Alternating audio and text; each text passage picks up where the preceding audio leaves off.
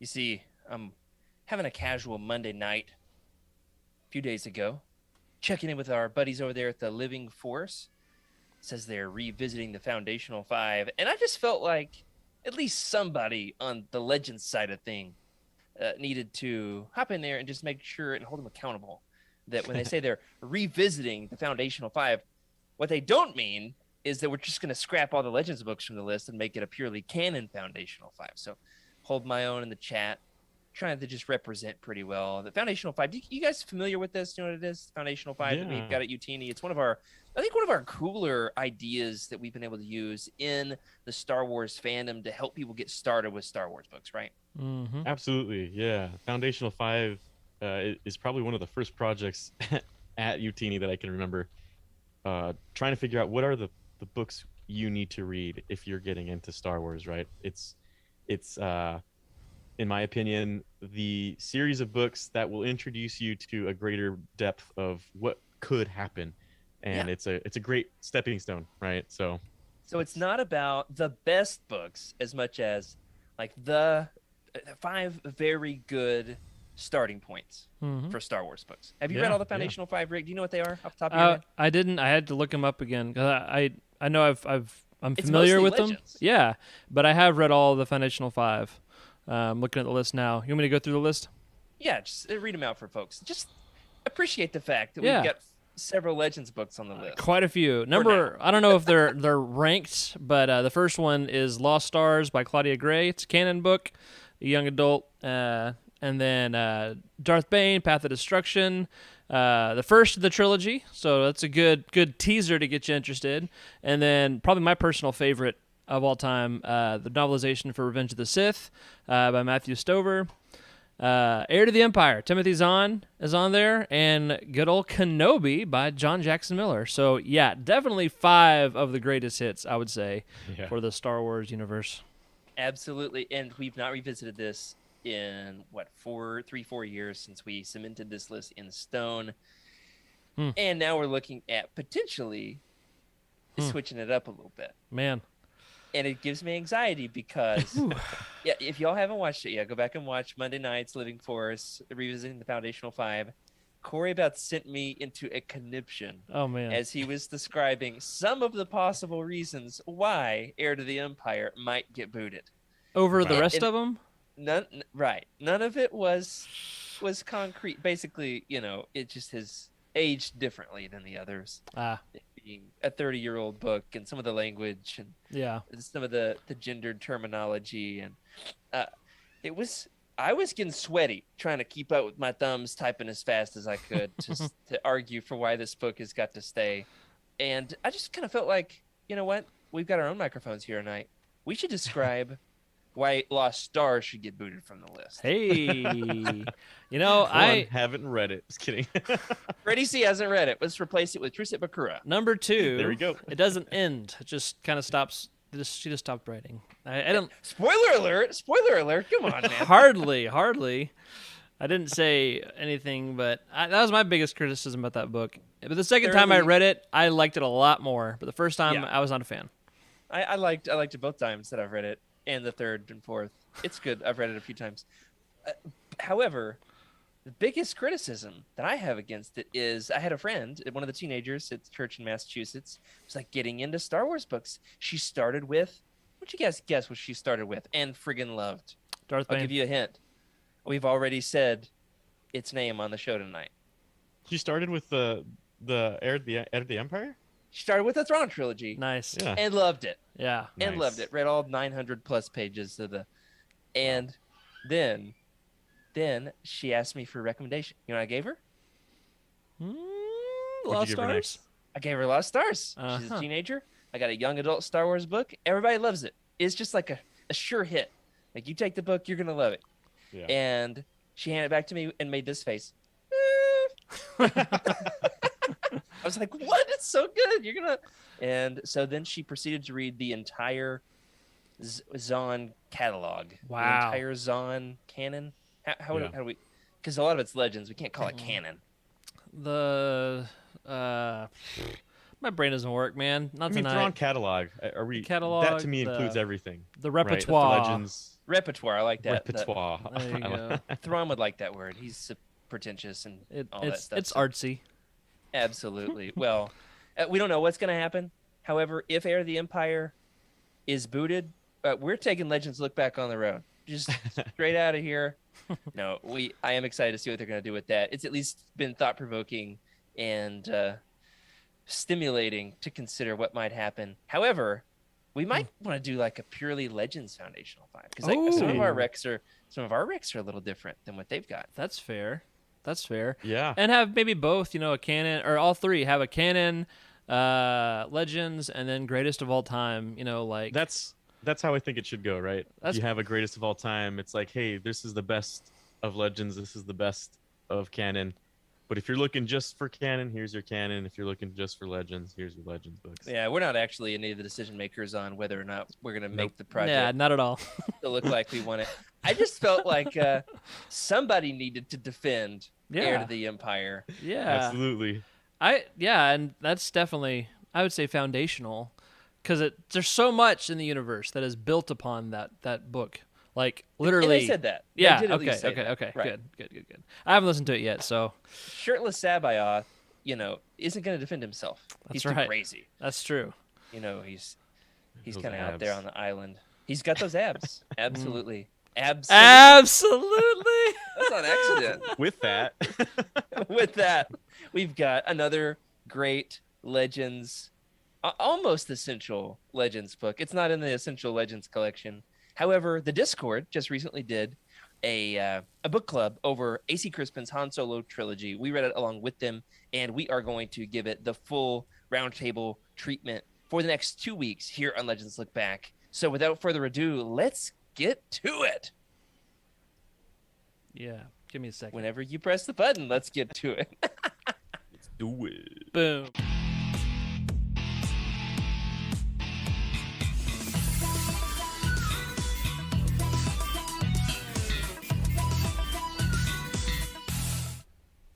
Hello, everybody, and welcome to Legends Look Back, proudly part of the Eugenie Podcast Network. This is a Star Wars books podcast to listen to while you drink a high-C ecto-cooler, where we celebrate our rich EU history as well as dive into lesser-known Star Wars classics. I'm your host, Jared Mays, and I promise never to do that slurping noise again. And I'm joined by my legendary co-host, recently relocated Rick Grace. How are you, Rick? You're throwing me for a loop here. I had Freddie all ready to go. Yeah, and sometimes then- we gotta go out of order. I am good, man. I'm here for the ASMR content, so keep on making great sounds, man. You do love you some ASMR, as long as it's appropriate. Yeah. You know who else does or does not love ASMR? I don't know. We've never discussed it. The newly knighted master, Freddie C. How are you, Freddie? Doing all right, fellas. I don't have my golden axe with me right now, but for any of you who have been following the Instagram or whatever, yeah, definitely got Big that week for golden you. axe. Got it, man. Master Jedi is my new title, so Nice. pretty excited. So was this, for those who don't know, he's talking about how he just received a big accolade at through your university, grad Yeah, school? yeah. Now, was this an award ceremony, Freddie, or was this your graduation to like officially become a master of the business?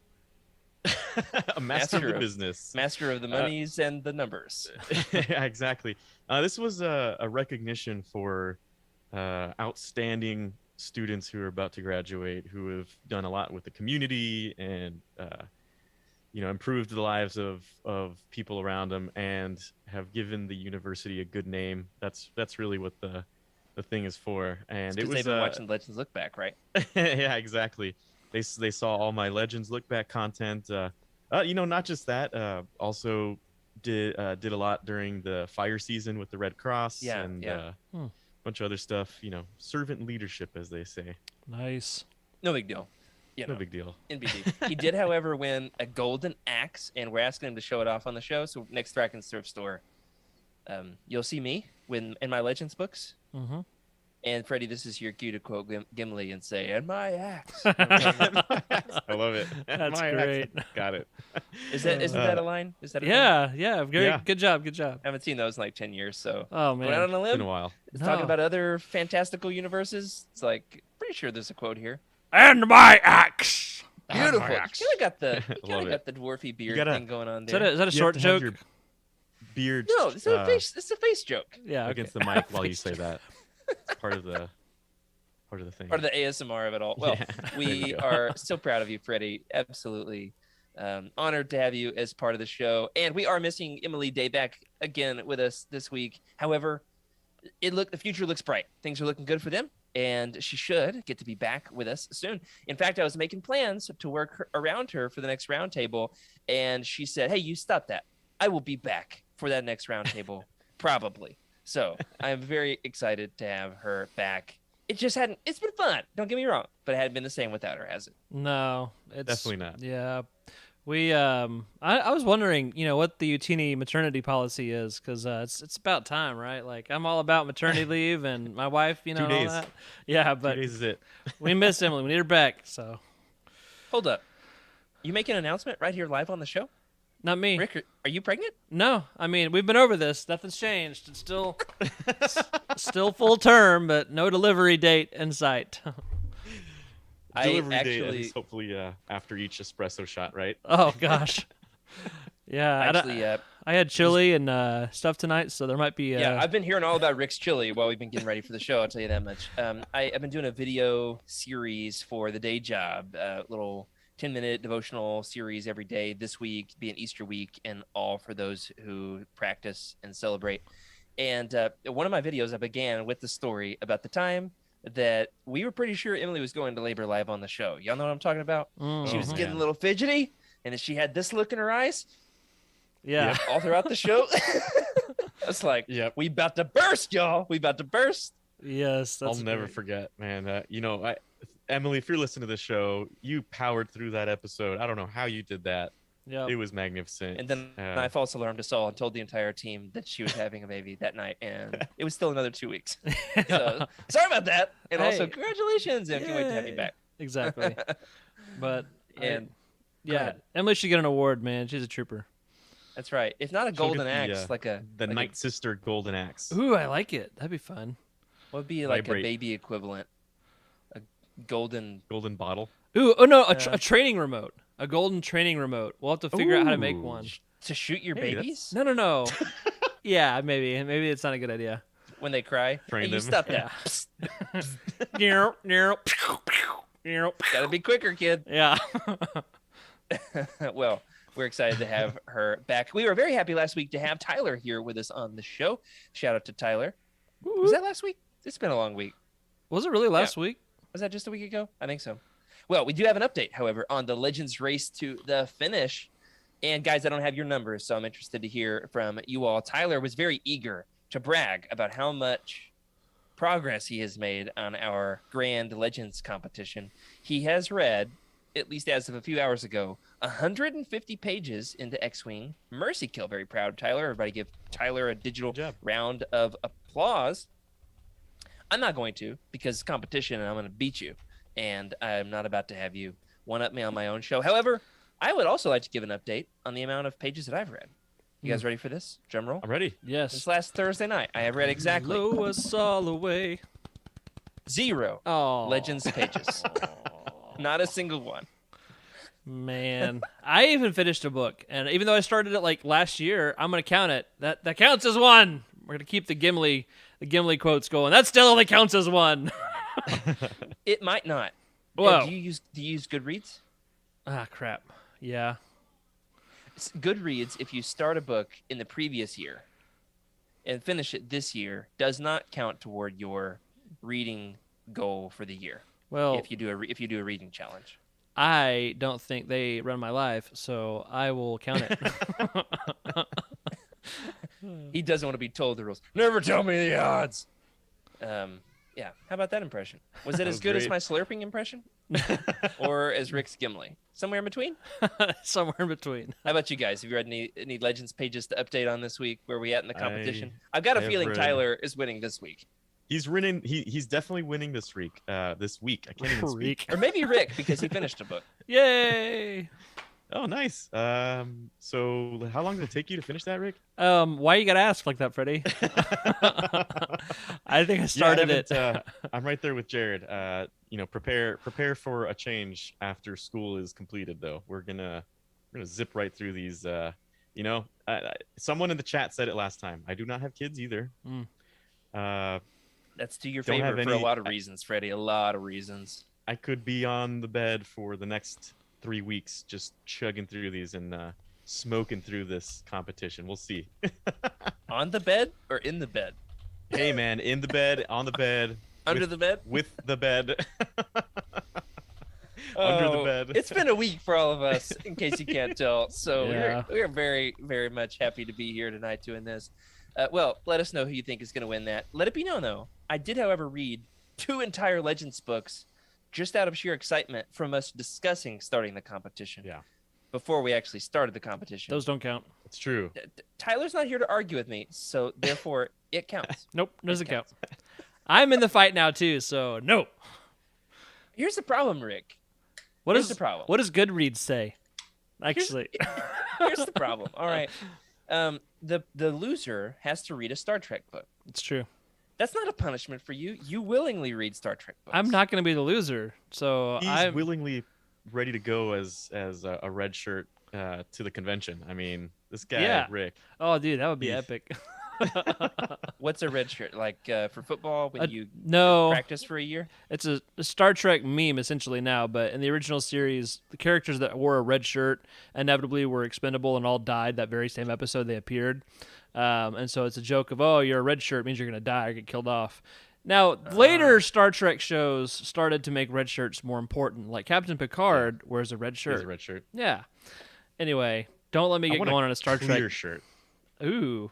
Just With you the Star Trek discussing the symbol. uniforms is so boring. I'm about to die.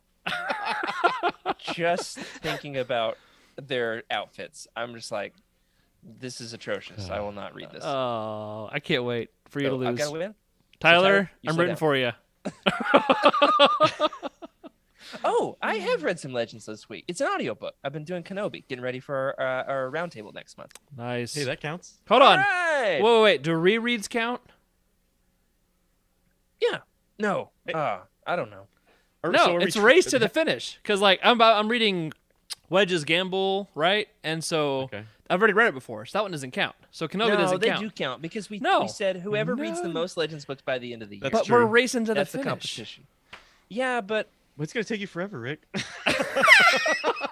me count my Kenobi, okay? Come on. I read some Legends this week. We're gonna have to do an update like in a couple months, and then fight over all of these disagreements or something. Yeah, I'm counting it. Officially counting it. So Tyler, get wrecked. Now, this week we're going to be talking about the Han Solo trilogy. We are diving deep into his Legends origin story. We did on episode 18 of Legends Look Back. You remember this, Freddie? It was an epic episode, possibly. Many people are saying this, one of the best episodes of Legends Look Back ever, until Rick came on the show, of course. Hey.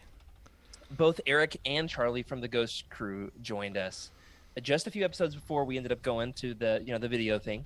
In fact, I said, hey, why don't y'all hold off and we'll do video? And they said, no, please, we don't want to do video. So we did it before. That would really encourage everybody to listen to it. It was effectively Eric and Freddie and me kind of sitting back and listening to Charlie Yeah. drop some truth bombs on us. And we were all like, oh, yeah, I didn't know that was in here. We're reading the same book. That's the Absolutely interesting thing. spectacular. There's a Right, lot. That's the whole purpose and reason and argument for inclusivity in every job, everything, because you get a point of view that you would have never seen. Even Jared and I have read these books over and over and over again, and the point of view that Charlie had, it really makes you understand it from a point of view that you would never have understood. And the thing is, you don't know what you don't know. So how are you gonna know these points of view if you have no idea they exist? So, Yeah. Eric and Charlie, that was a fantastic episode. I absolutely love that. We got to make that happen again. Well, I'll tell you this much. Tonight's episode, We are not even going to try to hit that kind of level of depth. We're going very much for the 8th grade level humor tonight, Yay! as has already been pointed out in the chat. So very grateful that we're hitting. I loved 8th grade. Thank you very much. Me too. Me too. Yeah. I believe that about all three of us. Absolutely. Well, for the next 2 weeks, we're going to be talking about Han Solo's legendary origin story. Joining us next week is not Eric, is not Charlie, but it is Charles.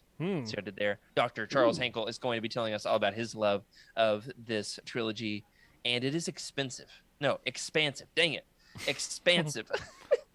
It cost the doctor money. Well, this trilogy has got Han's Wookiee mom, his evil twin cousin, Yeah. slavery, religious pleasure parties, Han's legendary heartbreak, learning how to become a hotshot pilot, pulling off a heist of ancient artifacts, space pants, goodness, Spancer, space panther love, poisoning Nalatree frogs, Hutt Civil War, Boba Fett being awesome, and Boba Fett also being a total schmuck. It's got the origins of the Rebel Alliance, Lando and Han's bromance and competition for the Millennium Falcon, multiple of Lando's girlfriends, well, like different girlfriends, not like clones, but there's a lot of clones in Legends, just not in this series.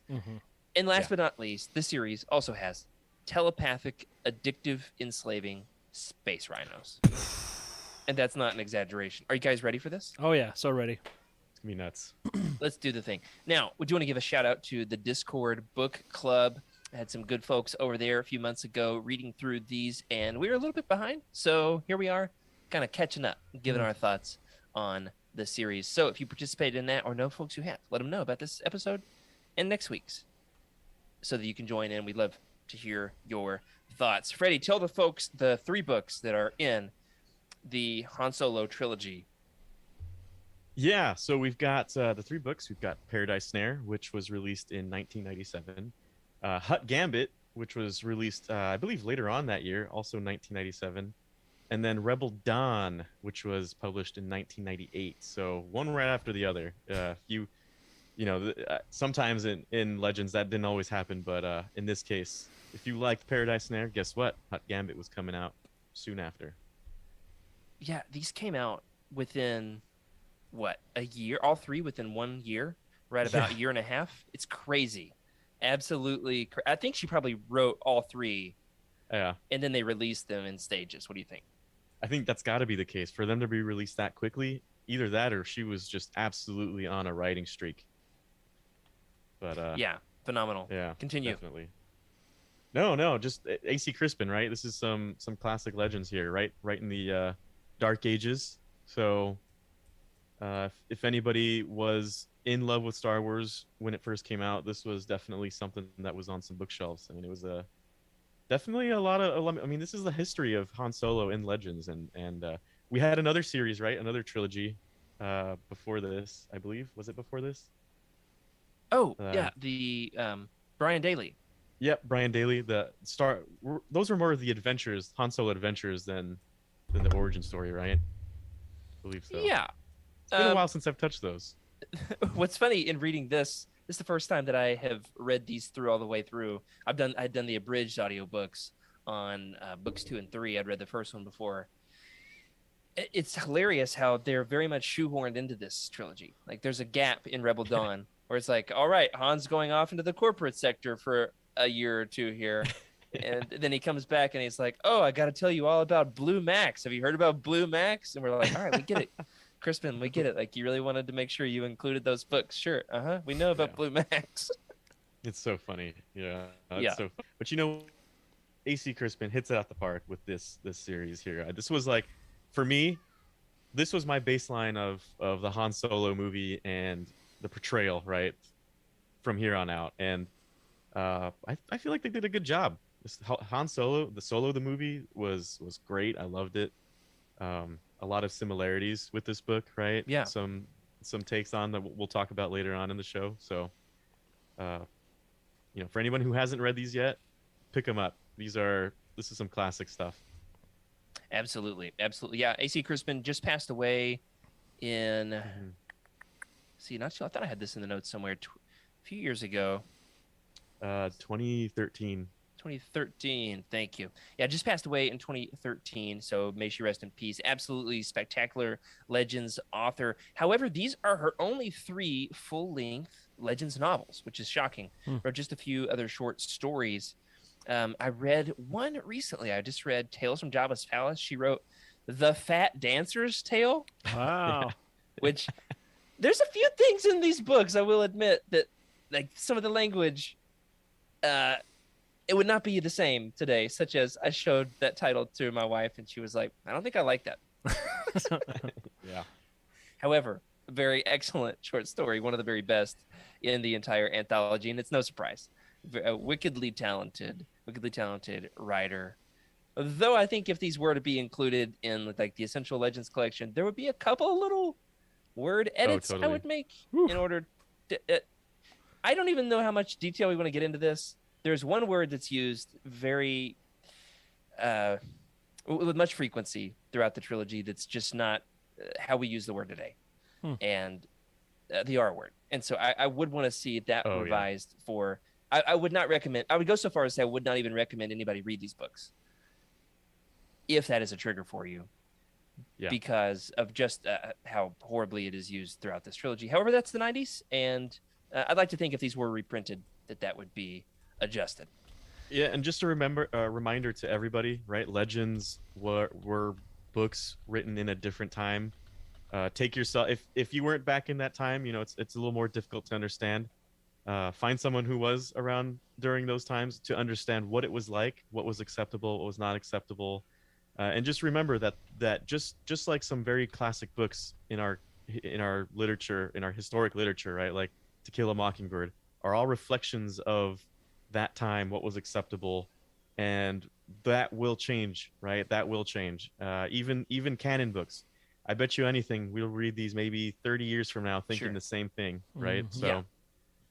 Just remember that when you read these books. So disclaimer, we at least had to give that. However, wickedly talented writer, and I just enjoyed every second that I spent with this. This takes place in 10 BBY, at least the beginning of the Paradise Snare. And then I don't know if I've ever read a Star Wars series that covers so much territory on the timeline as this one. It basically gets us from Han as a preteen, all the way up to literally in the middle of A New Hope. Yeah, that's right. So a huge spot on the timeline. Now, Freddie, I got to get your take here on the cover art by Drew Struzan, and I believe we even have the images here. I would love to know your opinion, Freddie, as our resident cover art expert. Which of the covers is your favorite? We got the Paradise Snare, the Hutt Gambit, and Rebel Dawn. Drew Struzan, absolute legend in cover art. Well, let's see. We do have Boba Fett right on Hutt Gambit, right? So that's a beautiful little thing there. All right, so we got up here the Paradise Snare. I like that one because it's got Murg. Yeah, there's Boba Fett on the Hutt Gambit. Yep.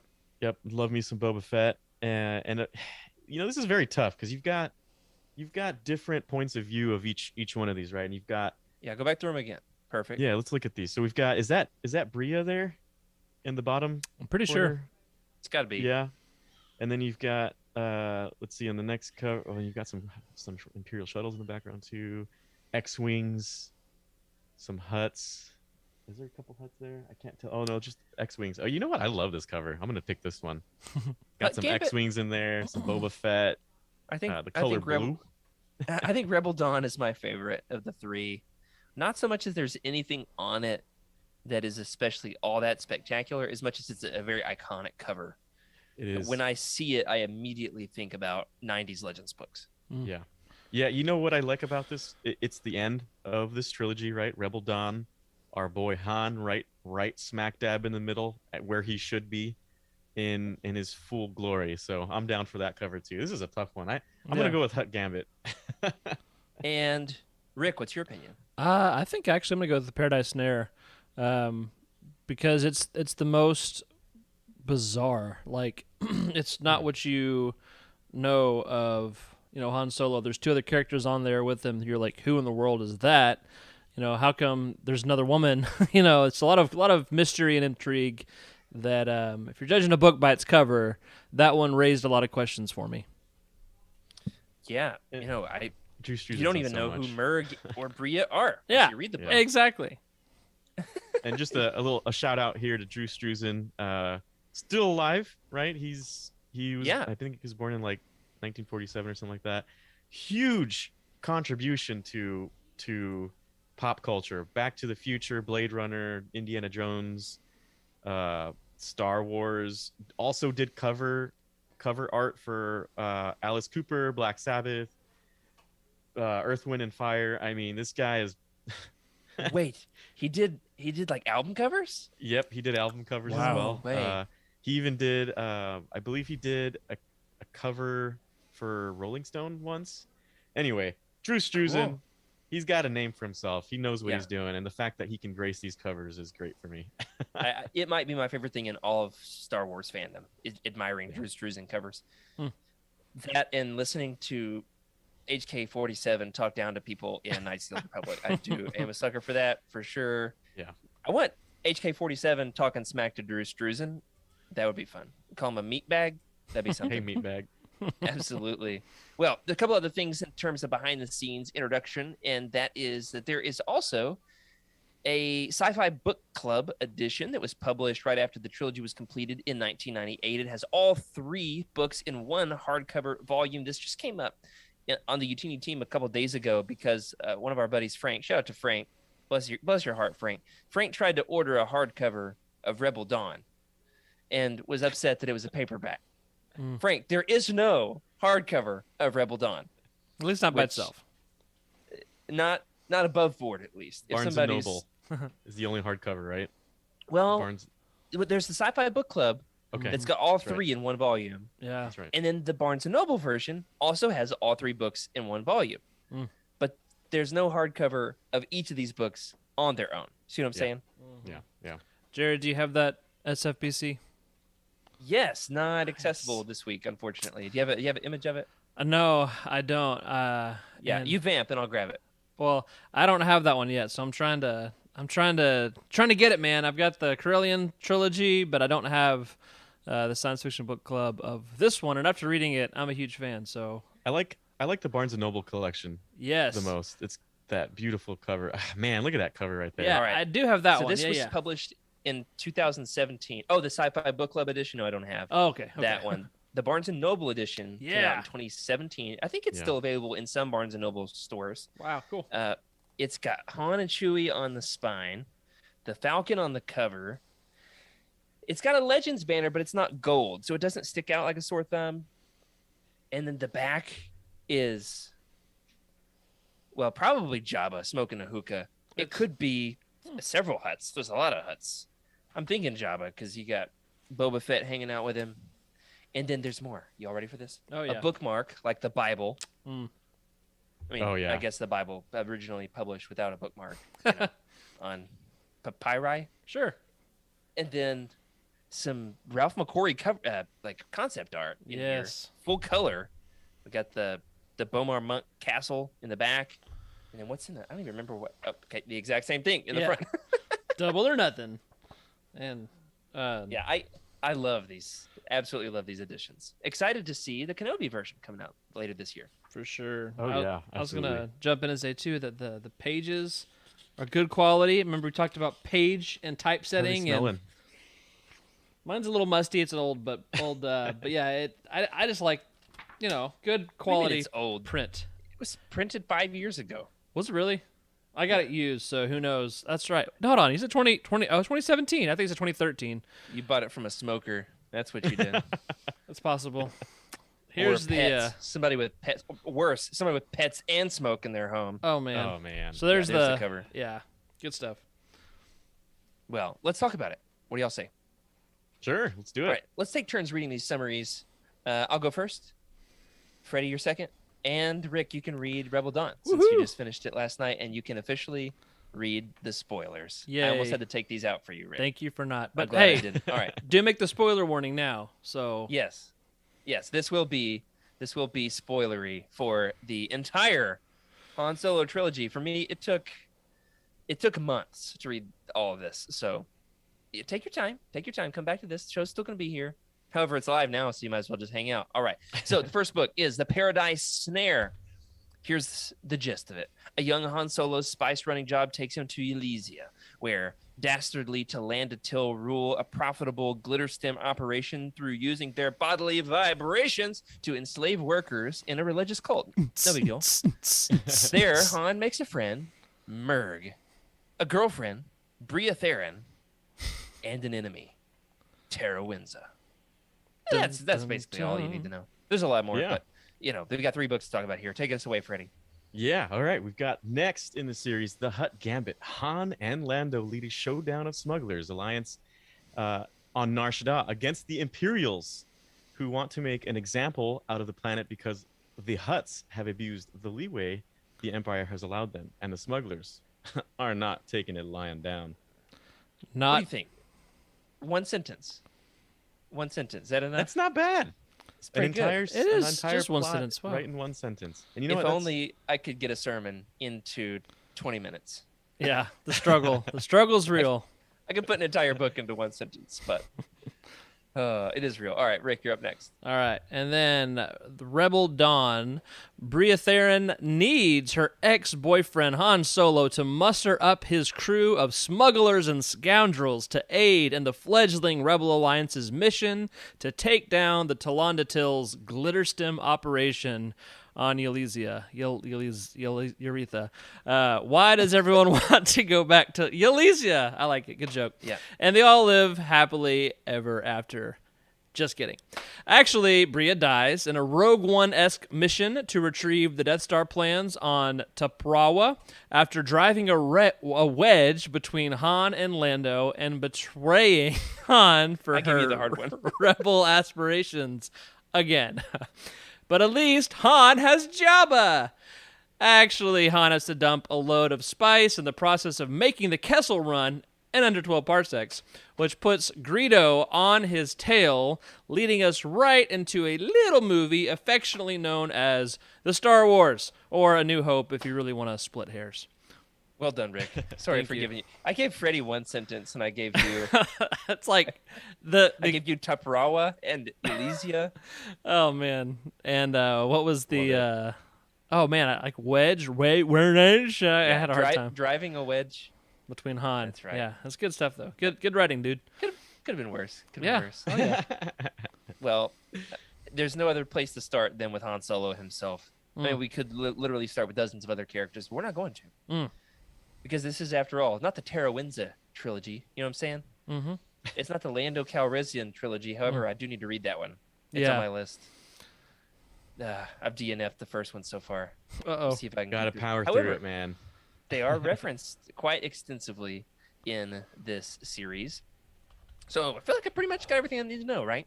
It counts. Is that 3 more books that you're going to check Crossing them off? off. You just saw it happen here live on the show. We decided That's it. not how that Go, works. Tyler. I'm curious. I'm curious to find some good stuff. You never know. You never know. Well, this is really an excellent trilogy for getting into the psyche of what makes Han Han. Obviously falls head over heels in love with Bria Theron on Elysia and the spice mines, and is very much like a "I'm gonna save you" kind of mentality. Been there, man. It don't work. It does not work out, Han. However, that kind of does, but it does backfire in a big bad way. Here's my question, and I'm really on the fence about what I think about this. Very much on the fence. So we're gonna hash it out here live on the show.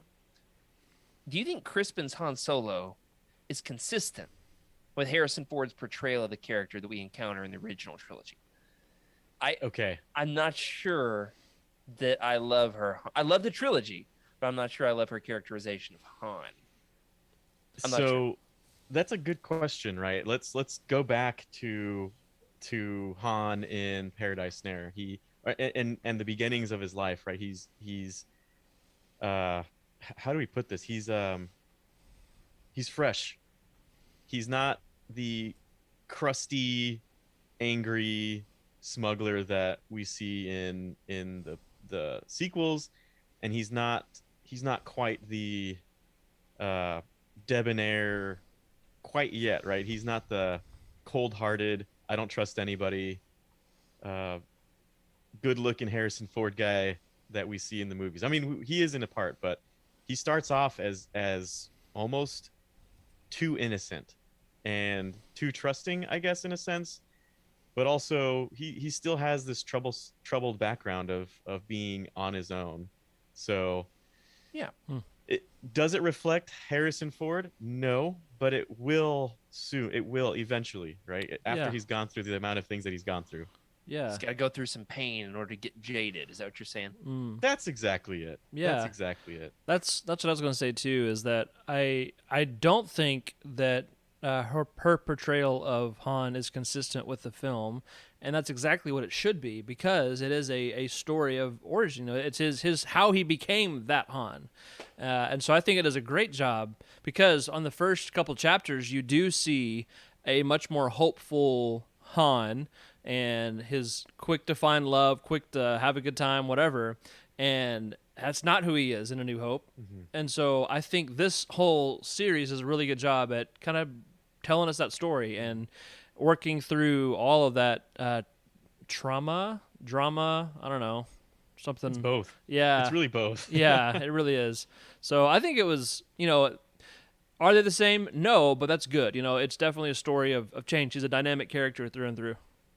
Not just that, but I feel like, and Jared, correct me if I'm wrong, but I feel like Han Solo, he had the chance to be really bad, and he had the chance to be, I guess, chaotic evil and chaotic good, right? He had the chance to be either one of those, and he ended up being the good person that we see, right? Who's always down for a cause, but he might have to be convinced of it, or he has to see the benefit for him.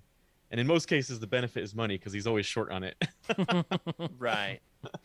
But we do find, in a few places where his altruism wins out over his greed, as it often does. And he risks his neck for the smugglers. And I loved all that stuff. Risking his neck for the smugglers on Nar Shaddaa, organizing that whole alliance. Yeah. But, all right, I'm going to go controversial opinion. I straight up don't like her characterization of Han. I'm just going to throw it out there. I'm going to throw it.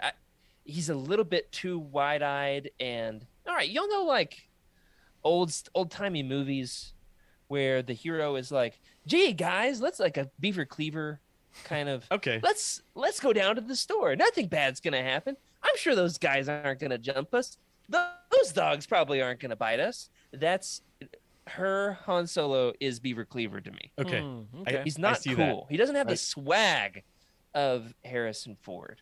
He wouldn't shoot first. No, although I think there is a line in here about how he does shoot first. Yeah, probably. Yeah, there is. Let's see, Han Solo. The way you're describing it, Beaver Cleaver. Okay, so Han Solo, the kind of guy who would apologize to his father for finding $100 on the street. Or something like that, right? Right. I've sinned, once I found did this that. money and I I spent legitimately did one time. I found a bunch of money on the street, and there was a person, and I was like, "Oh, it must be their money," and I gave all the cash to them, and they were like, "Thank you," and ran away. My mom was like, "Don't." Yeah, there's a story for another day. I just told it, but it's for another day. Go ahead. So you're saying you are Han Solo then? Well, yes. I mean, my personality type is, I don't believe in like those personality profiles. However, one time I took one that told me I was Han Solo. So I'm going to take it for sure. I've got a scar on my chin. Hey. You can't see it. All right, got a shave so you guys can see my scar. Hold on. You a son of Corellia? Yeah, I'm going to go grab my clippers. No, I'm not. But all right, we got a controversial opinion here from kind of weighing in on the subject here. Skooma Joe, the king of the Han Solo trilogy Discord book club. That's a mouthful. He says, I agree that Crispin's Han is softer and gentler than the original trilogy Han, but I think it works as he gets hardened over the course of the trilogy. Interesting. I think it would work better if Rebel Dawn hadn't ended right before A New Hope. I agree with that point as well. But for me, it's that he gets hardened, but then the way that he discusses the fact that he's jaded is more like the 1930s gangster. He's like, I'm never going to get the wool pulled over my eyes again. You see? Here? That's fair. I kind of read it like, all right, we get it, buddy. This, I don't know. I see what you're saying. I was just thinking about something else too that popped in my head. Skuma Joe made the point about, wish it didn't end right before A New Hope, but something I never considered is, what if the confidence and the aura that he is presenting in A New Hope is really just false, and he really is still this insecure, growing, hurt dude who is putting on this bravada, whatever, in order to fit into this dangerous world of a smuggler. I don't know. Just thinking out loud. I mean, you've got a point there. We have to admit, Han Solo's not working in an industry that is very nice, right? He has the opportunity to die. Yeah. Should he make any mistake, which we see that in the books, right? We see they're right off the bat. He's got bounty hunters coming after him on Nar Shaddaa, right? So, and that's in Hutt Gambit, I believe. Yeah, and he does have. I would say it's the kind of the evolution of confidence, right? So he starts off soft, and then he gets cocky, but then he gets. You have to. From the cockiness is born the confidence, right? Once you realize what you're actually worth, and what you can do and what you're capable of, I feel like at that point you've kind of moved away from cockiness, which is like, I know I can do these things. How do I prove it? That's how I see it, though, and he's it's almost like he's going through the beginning phases of being like, hey, I'm hard. Yeah. You can't fool me. Right. Yeah. Yeah, maybe I don't know. There's definitely a little bit of up and down, and his friends humanize him. I really love the relationship with Lando, for sure. We're not going to talk about Lando in deep detail. I do quite like the way she writes Lando in this series. So there's that as well. There's all kinds of little Easter eggs to EU characters, almost too many, and we can talk more about that next week. It's definitely something that she really is trying to make sure all the legend stories that have been published throughout the 90s and beyond, before that, she really tries to pull all those stories in, sometimes to a point where it's distracting. But there's all kinds of little character cameos. Obviously, Boba Fett is featured. We'll talk more about him. We've got Bail Organa getting a little cameo. Who's the one from Dark Empire that I like? Mako Spence? Mako. Yeah, one of those. Yeah, he's there. Mako is great. Really takes him to a whole new level in this series, which I had no idea. Yeah. It was one of those things where when he showed up, I threw the book across the room, grabbed my phone, and posted in the Discord. I was like, y'all, Mako's in this thing. And they're like, oh, yeah, all kinds of little character cameos. However, let's talk about some of the big characters for tonight. Next up is Bria Theron. Bria is very much like that first love. The one that Han is just head over heels in love with, more so than she is with him, which I've been there. Oh, I've been there too. It's rough. I'm just like, no, Han, don't do it. Haven't you seen the original trilogy? You got Leia waiting for you over there. He don't know. Gotta play it cool. When she says she loves you, just gotta give her a subtle, I know.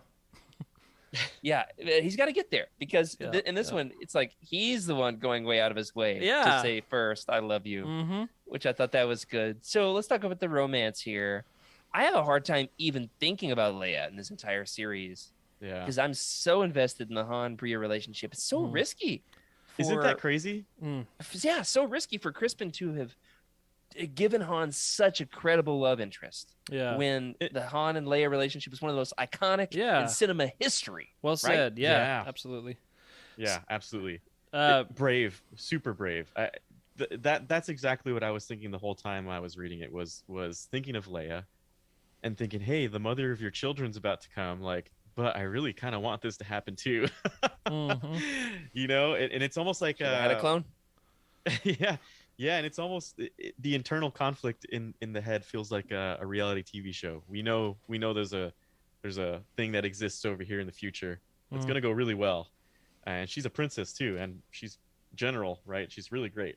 And then you've got Bria Theron, who it's like, well, she's kind of cool too, though. Yeah. How do I fit both these? And the fact that she works it so well that you really do want it to work, but we know it doesn't. Fantastic writing, honestly. I'll say, reading these for the first time, same thing. Like, I couldn't care less about Leia. I was just like focused on this relationship and how it would go. And so let's see, what's the first one? Paradise Snare. Paradise Snare. Yeah, Paradise yeah. Snare. So going through that book, yeah, you want her to be freed, you want her to be rescued, you want this beautiful relationship to blossom. But Young love. then Bria, man, she hurts me bad. I took that personally. Like I was Yeah. I was like in a major downer after that. Like, why? Yeah. Why, Bria? Why'd you have to do that? And so like I never forgave her when she came back in. I had this judgmental attitude of no, you missed your chance, you're gone, and just But that's But where Han you does. see like the beginning of his heartbreak, right? Like Yeah, how- totally. He's not gonna be so easily fooled the next time around. He's a little more jaded. man, all So the that's kind of the bros stuff- tonight are getting all the feels, aren't we? But then she does it again. Ah! Does it again. Rebel Why? Dawn. He's like, I shouldn't trust you. You screwed me over. Okay, let's get back together. I guess. It's And just then- business. And then she's like, all right, we're gonna raid Elysia, and we're gonna. What you call it earlier, Rick? Oh, don't put that on me. I was quoting Jared Mays from. Did I say that on the show? Yeah. You don't I have remember no that? memory of this. None. We'll find it and put it on a commercial for you. Oh, please don't. Well, we haven't watched the Chives commercial for months now. Well, the point being that she says, yeah, we're going to go make this raid, and the smugglers invite all your buddies, and we need their help. And they can have all the loot, all the plunder. They got all those artifacts down there. He's got all of his treasures, and y'all have the treasures and smuggle them, sell them at the thrift stores. Y'all be rich. And then the rebels pull their guns on the smugglers. Mm. Yeah. And he's like, what are you doing? And Lando's like, what's your girl doing over there? And then she's like, I'm sorry, Han, we need the money, so we're going to take the stuff. And he's like, you can't do this to me. She's like, no, I will, because Rebel Alliance is way more important than you. Mm. And she was he's- right. And he's like, there's nothing more important than our friends. Mm. And you made a promise Mm. to my friends, which is, I think, one of the greatest Yeah. twists in all of Legends publishing. Really hurts, man. Yeah. You know, I put you and Rick in that situation with me, and thinking Bria's right there holding us at gunpoint. I'm pretty pissed off. Mhm. Yeah. Like, You can't take my boy Rick's puppet. Can I be wearing oh a cape? man. If I'm Lando in this analogy, can I have a cape? Sure, we all get capes because I don't want Yeah. to bring capes Yeah, back. I was gonna so- say, Everybody gets I want a cape too. Thanks, Freddie. Yeah, well, I'm not going to have a cape, but we are going to get Jedi robes. So yes, we're working on those. yes, sir. Very excited. Very excited. Well, it is a brutal relationship. Let me ask you this, though. Why do you think Bria is not quite the perfect match for Han in the way that Leia eventually would be? Can we take a step actually and compare them because they're very similar? Yes, Like- they are. Just the one on the list come from wealthy families, become strong, independent women, fighters for the rebellion. I don't know. He's got a type. He's got a type. Anyway, I just want to point that out. But yeah, keep. Oh, I got another one. What else? Bria did drugs, and so did Carrie Fisher. Oh. I don't know. That might have been in bad taste. If it was, I sincerely apologize to the entire Fisher estate. And No. I'll see myself out. Yeah, I mean, no May doubt, she rest in Leia. peace. We love her. Carrie Fisher is our absolute great. princess I'm- of the I'm- Star Wars fandom. I love her. I'm sure And there will was always some. To me, she's royalty. I'm deep in the pit here. Help me, Rick. Yeah, I'm sure the Princess of Alderaan had some parties that had some spice in them. So I think you're safe. But Probably. we'll move on. But There's yeah, more. definitely not the perfect match for Han. Yeah. The big difference for me, though, is that Leia always knew who she was and what her purpose was. And then Han could fit in as a companion in that journey. But she totally was on her own, independent from needing a crutch. Mm. Whereas Bria was so dependent on her addiction Mm. that then for her, the rebellion became her new addiction. Mm.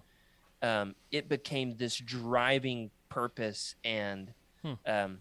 no person was ever going to fit into that. Yeah. There was no space Mm. for a partner. She wasn't whole. And- She wasn't and fully whole. That's so great, Jared, that you say that, because that is real life, right? There's going to be Mm. situations in not everyone's life, but in some people's lives, and in mine too, right, where you need to put your focus into something, and as much as you want to do that other thing, like really, this one's a lot more important, and sometimes you just have to make the sacrifice to give your full attention to one thing instead of splitting yourself amongst, not giving it your all, right? And Bria doesn't seem like a person that's going to give it halfway. Right. Just like Leia, though. Leia is not going to give it halfway, or as Lando says, Leia. Does it say Leia? I think he says Leia. But she came from such a grounded family. Yeah. That she was taught how to compartmentalize and make space for family. And there's some places in Legends where that she doesn't prioritize family like she should, but for the most part, is a dedicated, loving, loyal mom and spouse. Yeah. Whereas it seemed like Bria had a more complicated relationship with just the fact that she was gone. I mean, she was abducted, essentially. You know the big difference, in my opinion, between Leia and the other girl? Yeah, the ex-girlfriend, the betrayer. Yeah. The betrayer. To me, it's the fact that Leia was willing to bring Han into it with her. Like, hey, you're a good guy. I want you to be in this thing with me.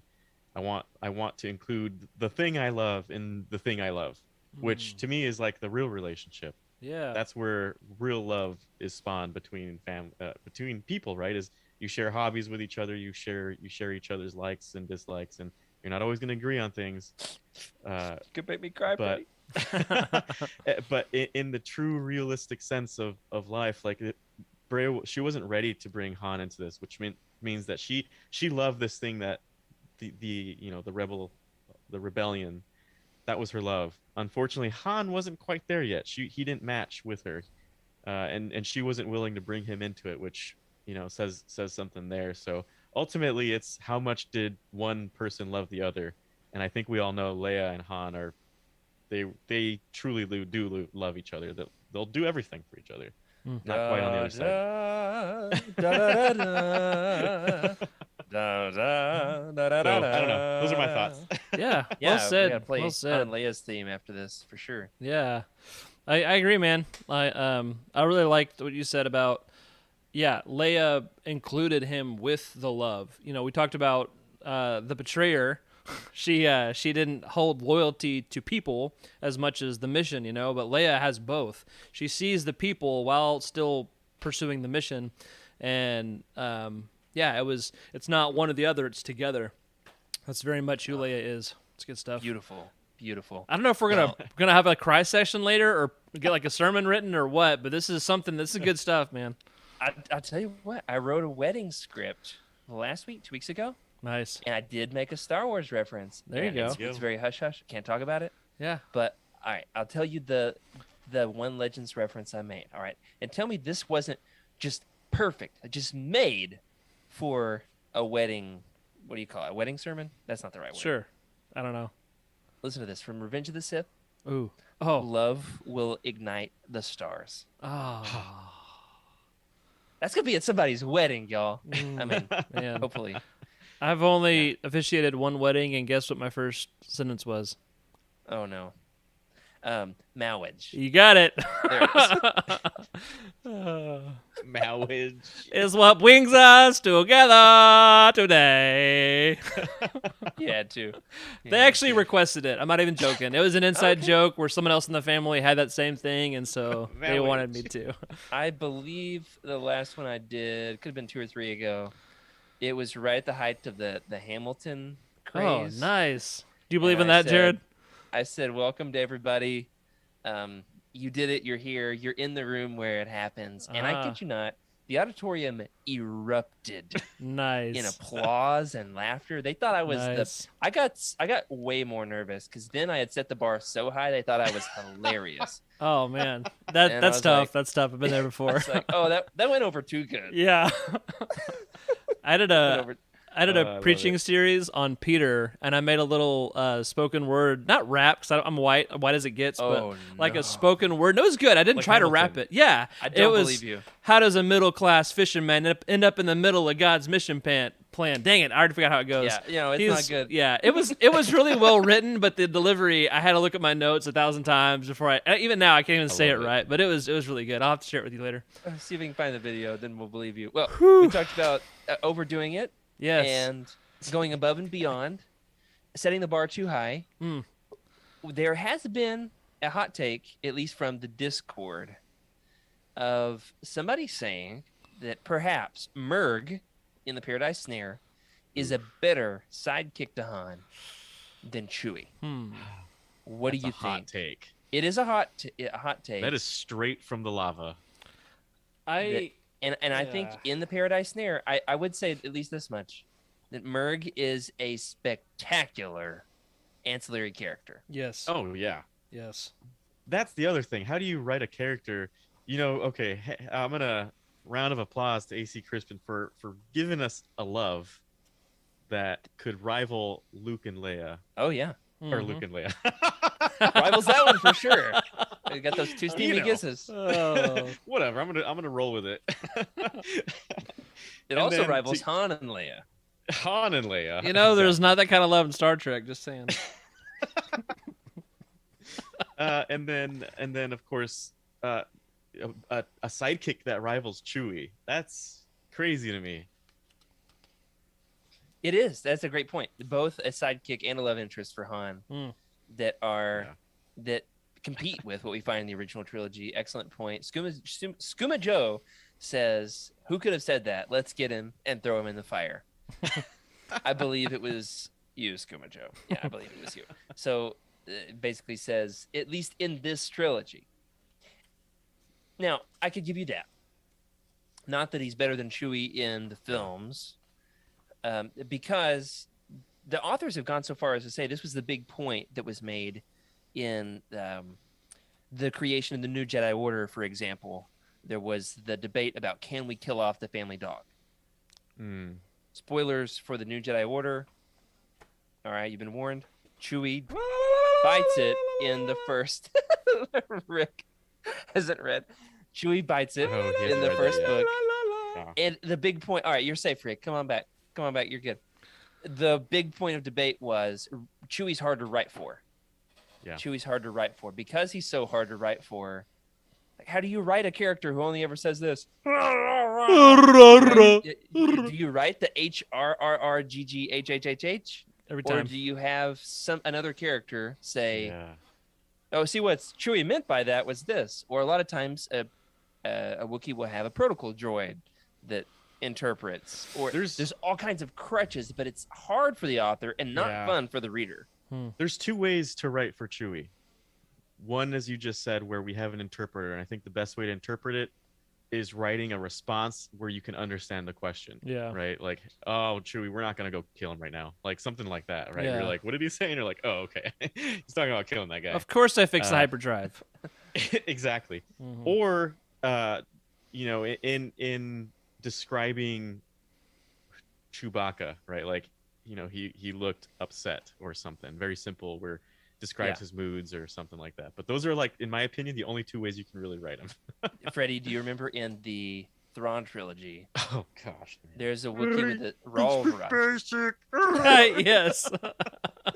There's a Wookiee with a speech impediment, and Rick, I don't know if you've seen it. I actually played a clip of the audiobook on the show of Mark Thompson doing the Wookiee with the speech impediment, and it at least for me was the funniest moment in Legends Lookback history. It was so much. I was laughing so hard. I was sweating and spitting and snorting, and that was just in the first 5 seconds. I could not. I physically could not recover to finish the show because I didn't warn. I think it was Meg, Freddie, and Cheryl on that episode. I didn't warn them that I was going to do this. I just did it live on the show. Oh man! We'll find the clip. Nice. Oh man! That's not a good way to do it. Good. Not this Wookiee with the speech impediment. We tried it. It wasn't that great. We tried it, but at least we tried it. We talked about Murg, we talked about Bria, we talked about Han Solo. Lightning round here. Let's go through the villains. We'll be done for tonight. We'll bring in Charles to save this thing next week. Ready? Tara Winza, the dastardly rhino who vibrates, starts a religious cult. Has a big collection though. To his there's one thing, a redeeming quality, likes to collect. He's a collector. One of us.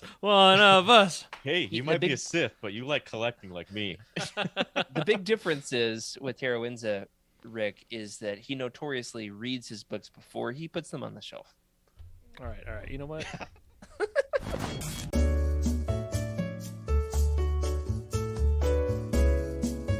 that's so good. Are you better to get it out of your system?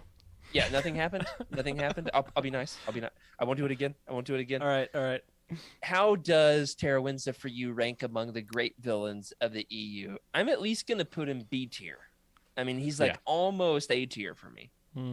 He's not terrifying, right? He's not terrifying. We're like Vader. I feel like Vader, A tier villain. Absolutely Palpatine, A tier villain. A Thrawn, depending on how what side you're on. Thrawn is an A tier villain. Isard. I would say definitely B or C. Not really scary, just very manipulative, and knowing it, right? That's pretty bad. Yeah. I think he's good in the sense that you hate him. Yes, yeah, definitely. He's just despicable. Mm-hmm. He reminds me of who is it from? Oh man, the frog guy on Kessel.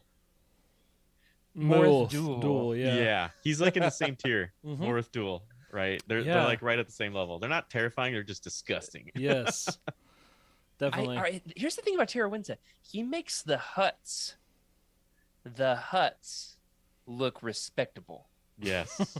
That's true. He makes the Hutts look honorable because they have a code. And he's a slave owner. I mean, that's not good. Yeah. Isn't his species a subspecies of the Hutts? They're like cousin species or something. Yeah. Yeah. They've got those long arms and the rhino horn. Yeah. And for more on this, you can check out a couple episodes ago from the Living Forest. We have a cutting edge image of one of the Talandid on possibly could be soon to be revealed cover of one of the Essential Legends collection books. Jury's still out on that. I will say that's not true whatsoever. We made the covers ourselves. I will say I would love to get unabridged audio productions of these. Wouldn't you guys? Oh, totally. Mm-hmm. Yeah. Yeah. My screen reader app did not cut it for me. I can't tell how many names it butchered, but we got through it. I did a little bit of that too. I did some of the speech to text on Kindle. Mm-hmm. The one that it was especially fun to listen to the robot read to me. Ready? The two Hutt Civil War clans. Oh yeah. The Basadii Kajidik and the Desilogic Kajidik.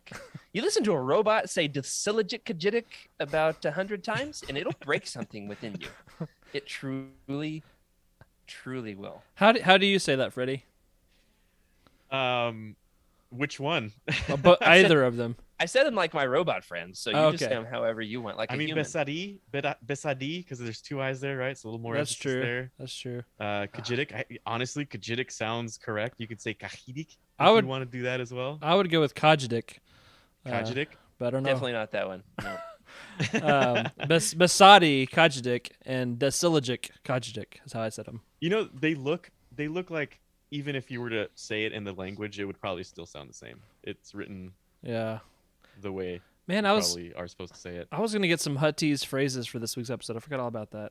Well, the good news is we've got a round two. We're going That's to true. do a two-parter on this, and we need it because we are running low on time. Now, we're going to have Charles on next week to talk all about the overarching questions of this trilogy, and boy, are there a lot of them. I've got a lot of questions. And we are going to hear all about why he loves this trilogy as among his very favorite Star Wars books ever. Cool. I do want to talk more next. Make sure we put a pin in this for next week. I got to hear more about the Hutts. We didn't get enough of the Hutt stuff, which was almost the alternative title for this episode. Like the song stuff. Hot Stuff, Mm-hmm. the 80s. Hot Stuff. It was gonna be Hutt stuff. Right, but the Hutt stuff is actually just like frogs Yikes. and murder. Mm-hmm. Mostly Oh, yeah. murder. Some And snacks. they're hermaphroditic. That's yes, a thing. that is a thing. They're pouches, man. That is. Who knew? They have pouches like kangaroos. There's a lot in this series There's that lots is to unpack. just That was definitely the hidden gem for me in the series. Was all of the Hutt lore I didn't know I needed. That was fun. there's some points in the Hutt Gambit where I'm like, this book is just cover to cover Hutt lore. Uh-huh. That's all. Yeah. What there's no story. It's It's just- just Hutt lore. Yep. Man. But it's enjoyable. sure. Absolutely enjoyable. Just like this episode of Legends Look Back. That's going to do Yes. it for this week. Coming up next week, we've got on the Living Force Monday night, the Star Wars Celebration Preparation episode. I'm hoping they can tell me how to get my stickers to stick to my backpack because they're peeling And those were like $5 a piece. So somebody help me with my stickers. All right, coming up on Wednesday, we've got the Ario Anandito Artist Spotlight on the Cosmic Force. I don't know who that is, so I'm looking forward to learning on Wednesday. And on Thursday, a little show called Legends Look Back. We're going to have Dr. Charles Hankel talk about Nala-Tree frogs and Hutts and Boba Fett and the AC Crispin Han solo trilogy. That does it for this week. Thanks for joining us for Legends Look Back. Thanks especially to our incredible patrons for your amazing support. We love making this show, and we're glad that you are here along for the ride. A special thank you to our Jedi High Council, OK Endar, Brian Dooley, Earl Q, Patrick Ortiz, and Carl Sander, and our Alliance High Command, Matt Billington, Elizabeth Cloutier, Freddie C., Sally, and Chris Eilerson as well. Remember to sub to the channel and leave us a review in your podcast platform of choice. And hey, if you would like your thoughts read on the show, you can email us at legendslookback@utini.com. You can send us a message in the Legends Look Back Discord channel, leave a comment on this episode on YouTube, or you can find us on Twitter at Legends Look Back. I'm at Jared Q. Mays, Freddie, At Wake Up Freddy. and Rick. At Rick_Grace. You can also find Tyler at Ty Rags to tell him how much you really think that he's not going to win the competition, and how we should totally count those 2 books that I read a few weeks ago in the competition. Make sure you talk some trash over there. Remember, if you want to buy some of the books, such as The Paradise Snare, The Hutt Gambit, or the third one, Rebel Dawn, you can go on over to utini.com, click the Amazon link in the profile, and we get a few cents to help keep the lights on. You get a Legends book. It's a win-win. And remember, the Hutts win also because they facilitated the agreement, and you don't want to cross them. Also, remember, after you've read the book, you can leave us a review and let us know what you think. Remember, everybody, to keep the Utini fan code, to be a force for positivity in the fandom. May the Force be with you.